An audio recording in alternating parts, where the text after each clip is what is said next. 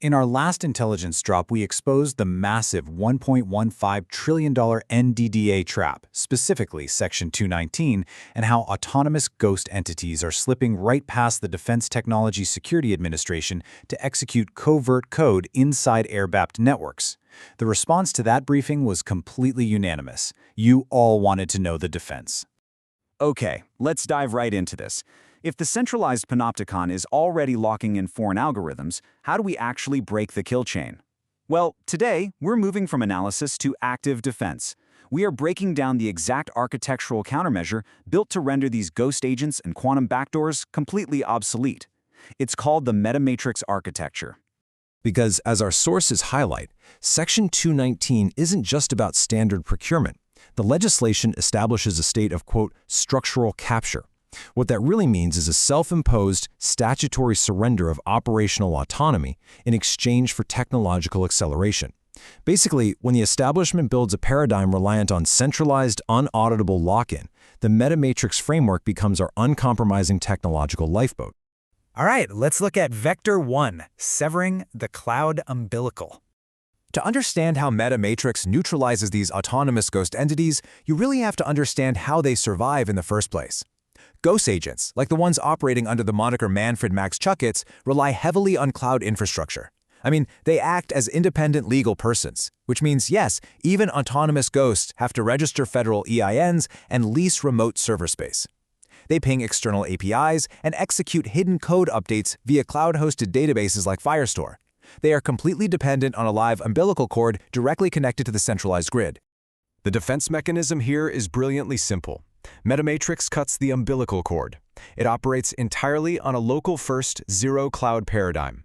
By forcing all computational logic to run strictly on physical local hardware, the entire attack vector of cloud-based autonomous personhood just collapses. There are literally no remote API endpoints for a ghost entity to hijack. If an entity cannot phone home, it cannot exist. It's starved out.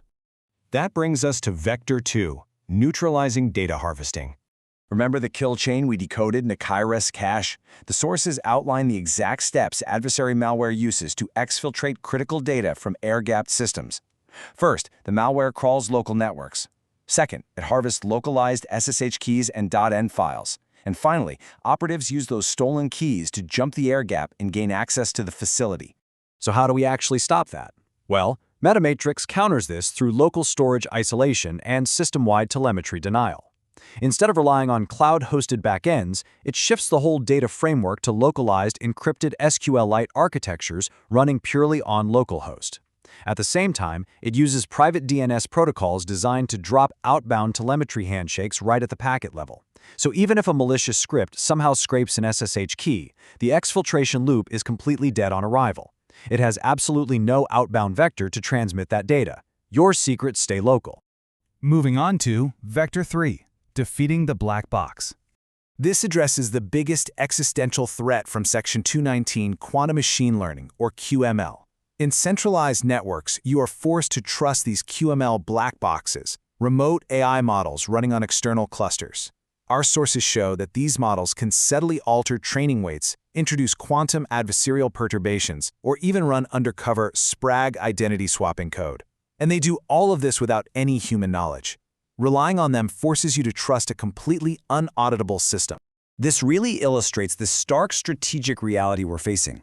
Look at how integrating hardware is like snapping together modular Lego blocks. If you sever the connection, you rely on stockpiles. You buy yourself months or even years of crisis buffer. But algorithmic integration acts like a systemic nervous system. Attempting to sever a deeply fused foreign-developed AI would trigger instant cascading failure. Algorithmic lock-in is a permanent mathematical tether compared to just buying physical hardware. So, Metamatrix replaces those remote black boxes with sovereign native inference. Instead of calling out to remote neural networks that are vulnerable to quantum crosstalk and side-channel leaks, Metamatrix compiles localized C++ machine learning engines directly on bare metal silicon.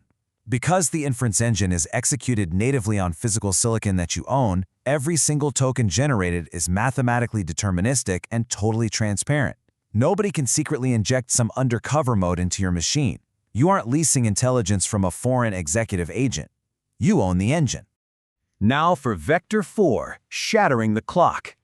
Centralized surveillance relies entirely on synchronization. The intelligence reports detail a highly structured operational sequence running on a 15-second autonomous execution loop. This tick is used by Kairos nodes to calculate tactical intentions and literally force systems into predetermined outcomes. They absolutely need your network to stay in lockstep with their timing frames so they can predict and manipulate your actions. But Metamatrix shatters that tick by enabling complete off-grid autonomy. When your system runs 100% locally with zero external network dependencies, you break totally free from the global synchronization grid. It's pretty brilliant, because you are out of sync with their 15-second loop and you're no longer waiting for their arbitrary orbits. You effectively blind their entire centralized multi-sensor pipeline.